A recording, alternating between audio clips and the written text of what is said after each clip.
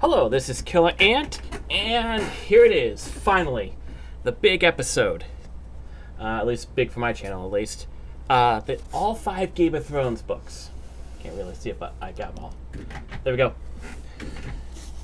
So, yeah, first of all, this took about 3 years for me to read through all these, on and off. The first one definitely took the most.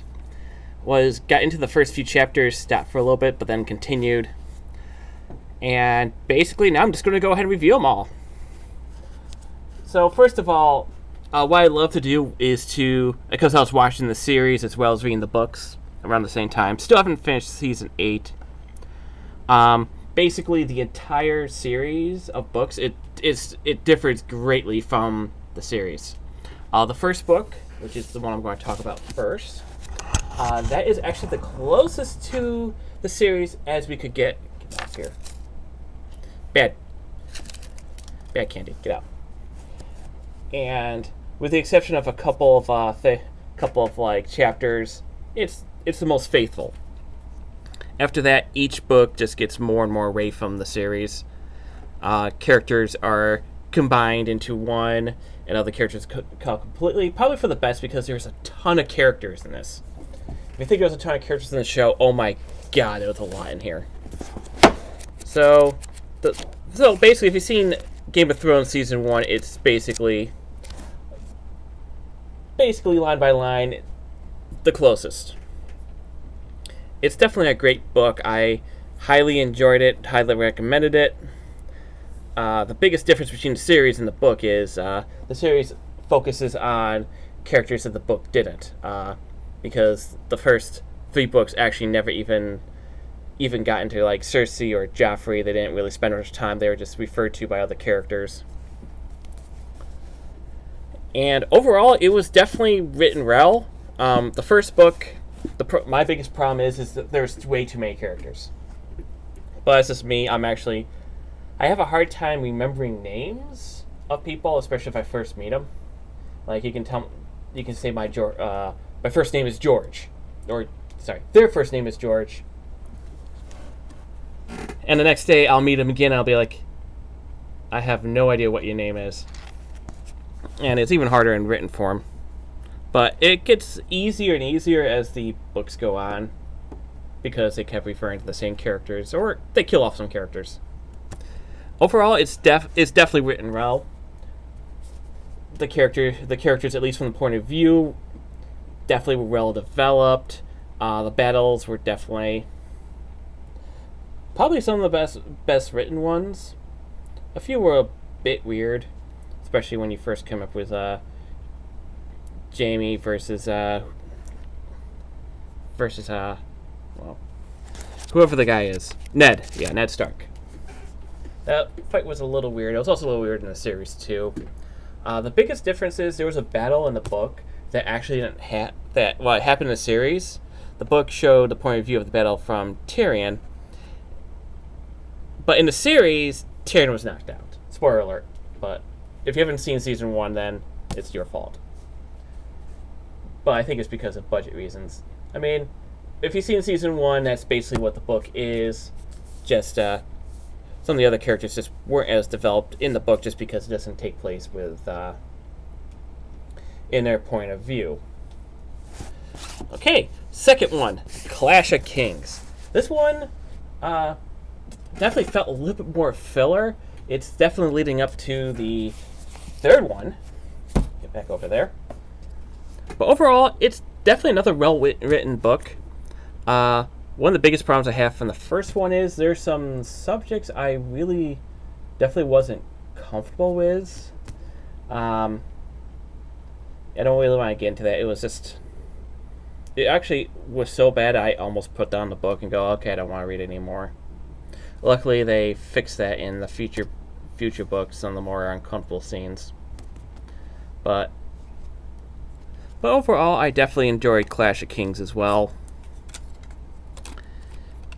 It basically goes through like Season 2 of Game of Thrones. I don't know what that just knocked over there. Sorry, my desk is a mess. And it's actually, I think this is actually longer than the first book. There was a lot of pages. go through a lot of point of views.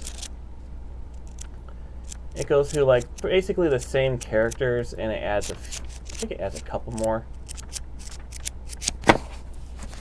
Now the third book, oh my god, this is my favorite book in the series.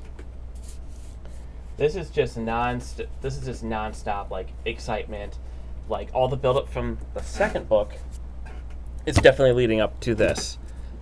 And as soon as you get to the halfway point, it's just a roller coaster ride of events happening. Like everything from the first and second book leads up to the third book, and it pays off perfectly. This is why I love this book.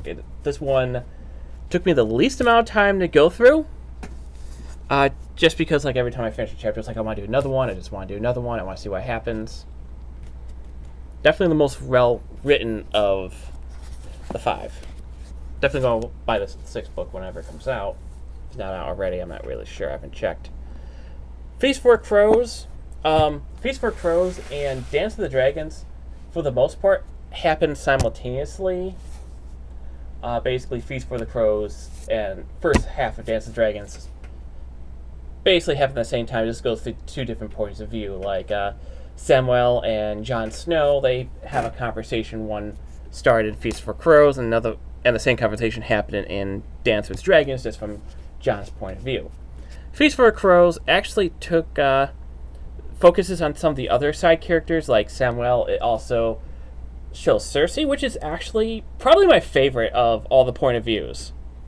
Because if you think Joffrey was despicable in the series, like a lot of people hated Joffrey in the series, Cersei is much worse in the book than she is in the series.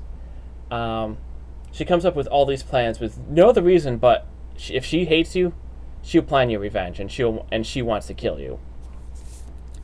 And she has like all these convoluted plans that may or may not work. And she just ends up being the character that you really want to hate at the end. Like, it pulls no punches. And on the other end of the spectrum, Jaime, who they show the point of view in Storm of Swords, like they start off with him, he starts becoming more of kind of like the hero. Which is kind of weird seeing that from the Lannister. But Feast for Crows basically is the aftermath of everything that happened in this one. And boy, was it. It's not, like I said, it's not as good as the third one, but it still had some fun. It just felt like a lot more filler, just like trying to explain things. And finally, Dance with Dragons. Like I said, this one kind of felt more like the second book. It's definitely leading up to some things. It's also the furthest away from the series as you can get. Because at that point in the series, a lot of stuff has happened, and a lot of stuff does happen during these events. Just they all happen differently. And I'm pretty sure in the series, I think Daenerys had a she definitely had some kind of illness which prevented her from going to the mainland in one of the seasons. Like, she was held back. I think that's why I heard from someone. Don't really know much about it, but this one is. I feel like this one's more of like Daenerys and Jon Snow's. Basically, they were the 2 focused characters. But overall, again, definitely a solid book. The entire series itself is just plain solid. I can't really express how many good words there is about this series. Other than, like, the few issues I had, like, dealing with characters that you kind of forget, and I have to keep referring to it, and I go, who's that guy again? Mostly just minor characters, luckily. And there was definitely some uncomfortable subject matter. Like, if you've seen Game of Thrones, you know of some of that stuff. So, now for my rating. What would I give the first book?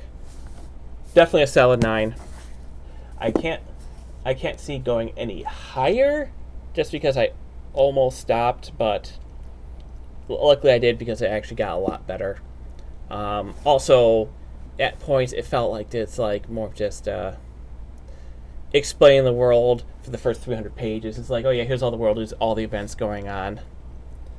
And it kind of did get a little dull, but it does pick back up. Clash of Kings, solid 8.5. Well, not as good as the first one. It and feels a little bit more filler. There's a lot of like good material in here. Definitely worth the read. I know a lot of Game of Thrones fans who've never ever read these books. If you like even like any kind of reading, I know it's a big chore to read all this, but if you keep plugging away, you can actually get through it. This definitely took me about 3 to 4 years to get through all these. Mostly me trying to find the other books for cheap because I didn't feel like paying full price. Ended up paying full price for like the last 3. The first 2 I actually got at a thrift store. Just couldn't find the other one. Just couldn't find them at the thrift store, so I had to grab them at another store, which I actually have store credit for. The third book, 10. Yeah, my favorite of the entire series. No doubt about it. Love it. Absolute perfection. This is probably probably gonna like the top 10 books I've ever read, and I read a lot of books. Feast for Crows, good 8. Like I said, definitely felt more like filler or side characters. It's like an anime where they go off on like a side. It's like an anime or like a side quest in RPG. It's anime. You have like filler episodes. That's what it feels like. Focusing more on the side characters than the primary characters. And Dance of Dragons is what finally does get the story going. It kind of happens halfway through. But Dance of Dragons, it's not as good as the second one, but it's better than Feast for Crows. So I usually go by a 0.5 scale, but this is going to be an 8.25.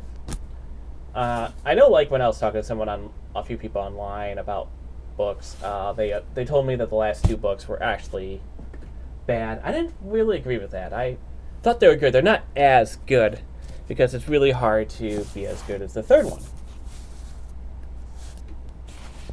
Basically, it's like someone trying to follow up with like Aliens. You know, whatever you come out with is not going to be as good. Or Terminator 2, obviously. After that, everything you put out, people are not going to be as happy about because it's always going to be worse. But overall, thank you very much for this mega episode, which is usually my reviews are usually between 3 to 5 minutes. This is going on about 13 minutes now. But thank you very much for listening to me. I know sometimes I can sometimes lose focus, but overall, I definitely have a lot more books to read. I've actually read a lot of books. I've definitely have a backlog of stuff I need to review, a few trilogies. But hopefully until next time, this is Killer Ant.